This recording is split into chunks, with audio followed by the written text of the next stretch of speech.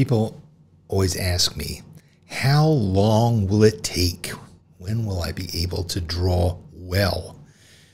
Do I need a different pen? Do I need a different sketchbook? Do I need a different teacher? Do I need different parents?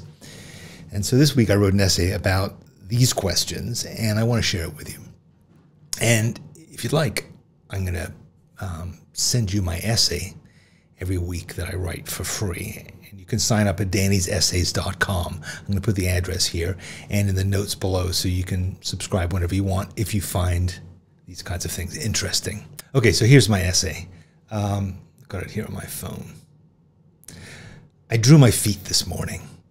They were crossed at the ankle, my toes intermingled like a pack of breakfast links. And feet can be challenging to draw.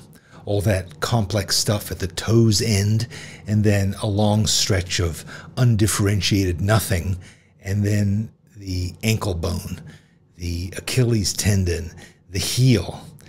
It's easy to screw up the proportions and to end up with a chimp's hand or a bath mat with a tangled fringe. That being said, I can knock out a decent foot pretty easily most days. Not every day, but pretty much most. I can draw a right foot, or a roast chicken, or a dog squatting by a shrub. I can draw a Mercedes, a peony, a condo, a naked librarian, or a putter. I struggle a bit with horses and babies, not literally, but otherwise I'm on firm footing with most subjects. So how did I get so lucky? Was I whacked with a talent stick? I wish. When I was about 9, I dreamt that I did a really amazing drawing of a collie. And it was so vivid that I can still see that drawing in my mind, this living, breathing, graphite lassie. And when I woke up, I had a befuddling thought. How come I can draw in my dreams? And why couldn't I when I was awake? And I had no answer. And it was enough to crush my dreams. I started drawing again as a grown-up on June 24th, 1997. And I know that date because I wrote it at the beginning of a sketchbook. And if you'd like to see what those early drawings were like, I'll take you through my first sketchbook. Not yet, though. Let me finish my point here first. So I'd spend the next 30 years or so between the collie and the sketchbook looking at art.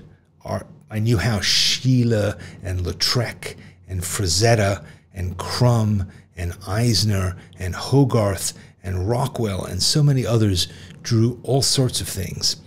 I knew what I liked and what I could do without. I was like one of those fat guys at the bar critiquing quarterbacks, but I was so full of hot, steaming opinions about art. And then I started to draw, and the inner dialogue turned into a slugfest. My inner art critic had multiple doctorates and bylines in every major publication. He was an expert on all the ways that a drawing could go wrong.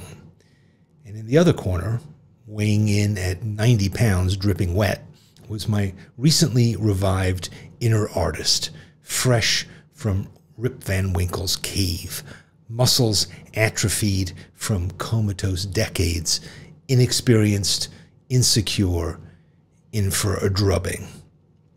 My brain knew what a good drawing looked like. My 10 thumbs just kept letting me down. Instead of elegant collies, I churned out dogs. Month after month, these two hashed it out in my sketchbook and in my skull.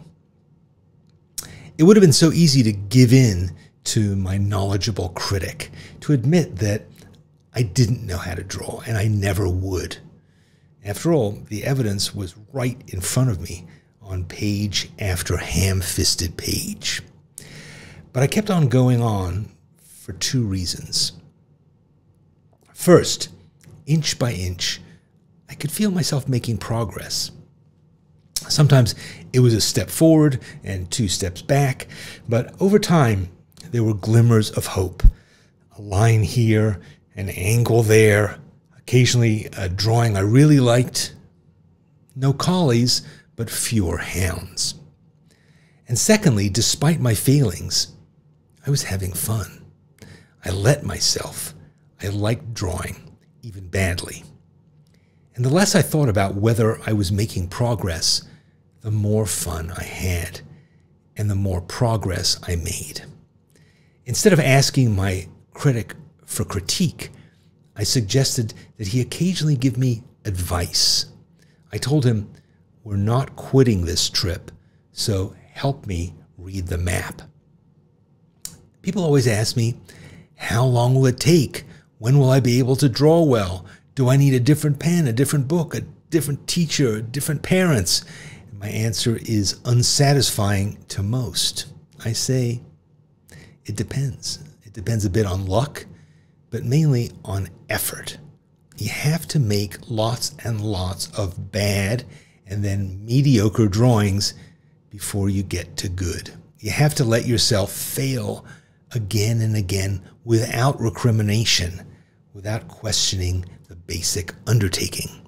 Slowly climb up a mountain of dirty paper, and in time, you'll probably get to the peak. It's a long journey, but you can enjoy it if you let yourself.